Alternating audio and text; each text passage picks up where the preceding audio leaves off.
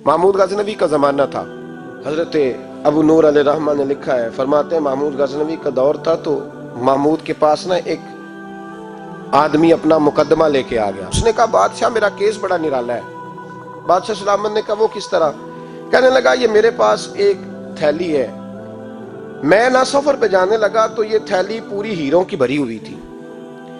فلاں علاقے کے جو قاضی صاحب ہیں نا، میں جاتی دفعہ میں کہیں سفر پہ جا رہا تھا تو میں ان کے پاس چھوڑ گیا کہ رستہ لمبا ہے، کہیں کوئی مجھ سے چھین نہ لے، ہیروں کی بھری ہوئی تھی. کچھ دنوں کے بعد میں واپس آیا ہوں، قاضی صاحب نے مجھے تھیلی واپس کی ہے تو اس میں ہیروں کی بجائے کھوٹے سکے نکلے ہیں.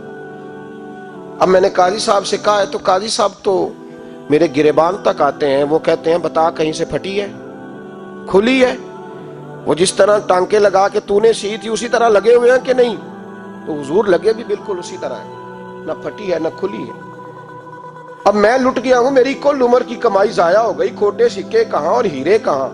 تو مہربانی کریں اور آپ کی بارگاہ میں اللہ رسول کے نام پر حلف دیتا ہوں کہ میں ہوں بالکل سچا. محمود غزنوی کہنے لگے تو جا، تھیلی چھوڑ جا، اور جب میں تجھے بلاؤں گا پھر دوبارہ آنا. وہ شخص چلا گیا. محمود غزنوی اٹھے، دربار برخاست کیا، لوگوں سے کہنے لگے چلے جاؤ، میں 3 دن کے لیے سیر کرنے جا رہا ہوں، 3 دن کے بعد لوٹوں گا. اکیلے جب رہ گئے نا محمود دربار میں تو محبوب نے چھری منگائی. وہ جس تخت پہ بیٹھتے تھے وہاں گدا بچھا ہوا تھا، یہ گدا پڑا ہے نا، وہ گدا بچھا ہوا. تو محمود نے چھری کے ساتھ اس کو پھاڑ ڈالا اور چھری جیب میں رکھی نکل گئے. کہنے لگے میرے بعد کوئی میرے دربار والے احاطے میں داخل نہ ہو. محمود چلے گئے. اب وہ صفائی کرنے والا جب آیا نا، اس نے آ کے دیکھا تو گدا تو پھٹا ہوا ہے. اس نے شور ڈال دیا، پہرے دار بھی آ گئے، فلاں صاحب بھی آ گئے، فلاں صاحب. اس نے کہا او خدا کے بندو، اس کا گدا پھٹ گیا ہے، وہ تو مار ڈالے گا. اس نے کہا تھا سوائے صفائی اور نگرانی والے کے دوسرا آئے کوئی نہ، اور یہاں آیا بھی کوئی نہیں. پہلے دن ہی پھٹا ہوا ہے تو لٹکا دے گا سب کو، کیا کریں؟ شور ہو گیا، سارے دربار کے ملازمین اکٹھے ہو گئے. ایک بندہ بولا، کہنے لگا فکر نہ کرو، میں کیسے بندے کو جانتا ہوں، اس طرح سیے گا کہ جس نے پھاڑا ہوگا اسے بھی پتہ نہیں چلے گا کہاں سے پھٹا تھا. ایسا بہترین رفو کرے گا کہ پتہ بھی. اس نے کہا یار ہم سارے 1 مہینے کی تنخواہ دیتے ہیں، 1 مہینے کی، تو بندہ بلا. وہ بلا لیا اس کو، اس کا نام محمد رفو گر تھا. وہ آیا، اس کو گدا دکھایا، اس کا یار اس طرح سینا پتہ نہ چلے. اس نے کہا فکر ہی نہ کرو. اس نے سیدھی اگلے شام ہی لا کے بچھا دیا گدا. تیسرے دن بادشاہ سلامت آئے، آ کے پہلی نظر گدے پہ ڈالی. اس نے بلایا سب ملازمین کو، کہا کس نے سیا ہے؟ کہا جناب کیا ہوا؟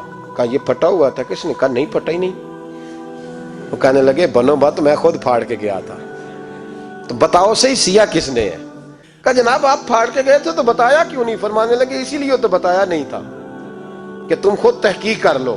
بلاؤ بتاؤ پھاڑا کس نے، احمد سیا کس نے؟ تو بلا لیا، احمد رفو گر آ گیا. اس کو جب بلا کے سامنے بادشاہ کھڑا کیا، کہا بھئی تو نے سیا ہے؟ کہنے لگا حضور آپ کے سارے ملازم کٹھے ہو کے آئے تھے، میری غلطی کوئی نہیں. کہا نہیں یار تو بڑا کاریگر ہے، میں نے اپنے ہاتھ سے پھاڑا تھا پر مجھے بھی نہیں پتا چل رہا کہاں سے پھٹا تھا. اچھا یہ بتا یہ تھیلی جو ہے یہ بھی تو نے سی تھی؟ اس نے کہا جی آپ کے خادم کا ہی کارنامہ ہے، وہ فلانے علاقے کے قاضی صاحب آئے تھے، اس میں سے ہیرے نکال کے تو کھوٹے سکے بھرے تھے، تو مجھے بھی تھوڑا سا حصہ ملا تھا. محمود نے سارے گواہ بھی اکٹھے کر لیے، ثبوت بھی اکٹھے کر لیے.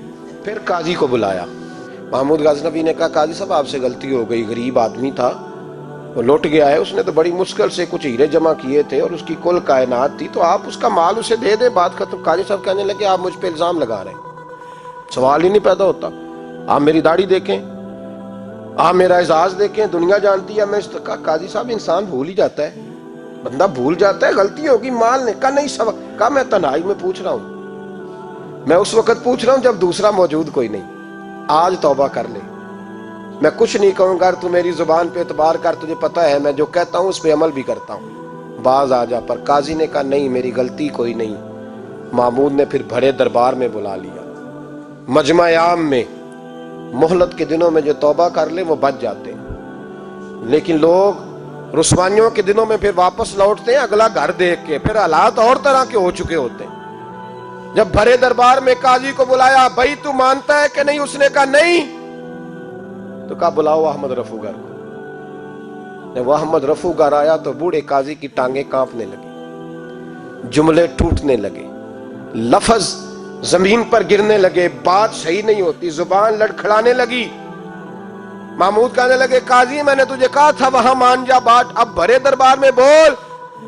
جب قاضی صاحب کی گردن خود بخود جھک گئی تو دنیا سمجھ گئی، کہا نکل جا میرے دربار سے۔ محمود بولے نکل جا، اتنی تجھے عزت دی، اتنی بڑی تنخواہ دی، قاضی بنایا، اور یہ تھوڑی سی رقم کے لیے، تھوڑی سی رقم کے لیے تو بددیانت ہو گیا، چل چلا جا، نکل۔ قاضی دربار سے نکلا تو لوگ لعنتیں برسانے لگے۔ کل جو دکانیں چھوڑ کے سلوٹ کرنے آتے تھے وہ کہنے لگے اس کی عمر دیکھو، اس کے کام دیکھو، دیکھو اس نے کیا کیا۔ گھر گیا، بچے جن کے لیے پاپ کمایا تھا، جنہاں لی تو پاپ کمائے ہن کتھے نہیں ہو تیرے کر دے۔ وہ بچے کہنے لگے ابا جی ہم تو سکول مدرسہ جانے کے قابل نہیں رہے، لوگ پوچھیں گے تو کیا امید تھی کہ بیوی ساتھ دے گی۔ وہ کہنے لگی میں میکے کیسے جاؤں گی، گلی کی عورتیں طرح طرح کی باتیں بناتی ہیں۔ او بھائی کامیابیوں کے بڑے سربراہ ہوتے ہیں، کوئی کامیاب ہو جائے تو سارے کہتے ہیں میری سپورٹ سے ہوا ہے، ناکامیاں ہمیشہ یتیم ہوتی ہیں، ناکامیوں کا کوئی سربراہ نہیں ہوتا۔ جب تک تو قاضی تھا تو بڑے بات تھی، ہر بندہ کہتا تھا رشتہ دار ہے، اور رسوائی ہو گئی تو وہ تیری آنکھ ہو یا سنگ ملامت کی چبھن، کون پہنچا ہے میرے درد کی گہرائی تک۔ دور شہرت میں تو یاروں نے کیا یاد بہت، ساتھ آیا نہ کوئی کوچے رسوائی تک۔ اور میاں صاحب کہنے لگے ساری عمر ہی آٹا گد ہے، میں لکھاں کیتے نہیں پیڑے، اب وقت آیا ہی تے محمد بخشا کوئی نہیں ہوں بیٹھا نیڑے۔ حالات ہی بدل گئے۔ قاضی خاموشی سے اندر چلا گیا، اپنی رسوائی سمیٹ کے بستر پہ لیٹا، نہ روٹی کی بھوک لگی، نہ پانی کی پیاس لگی، نہ نیند آئی، ساری رات تڑپتا رہا۔ سویرے گھر والوں نے دروازہ کھولا تو روح پرواز کر گئی تھی، دنیا چھوڑ گیا۔ حضرت ابو نور علیہ رحمہ بولے، فرمانے لگے یاد رکھو کبھی بددیانتی نہ کرنا، کبھی۔ یہ تو محمود غزنوی کی عدالت تھی، قیامت میں رب کریم کی عدالت لگے گی۔ اور فرمایا وہاں تو گواہی دینے والا احمد رفو گر تھا، قیامت میں تو تمہارے اپنے ہاتھ پیر گواہیاں دیں گے۔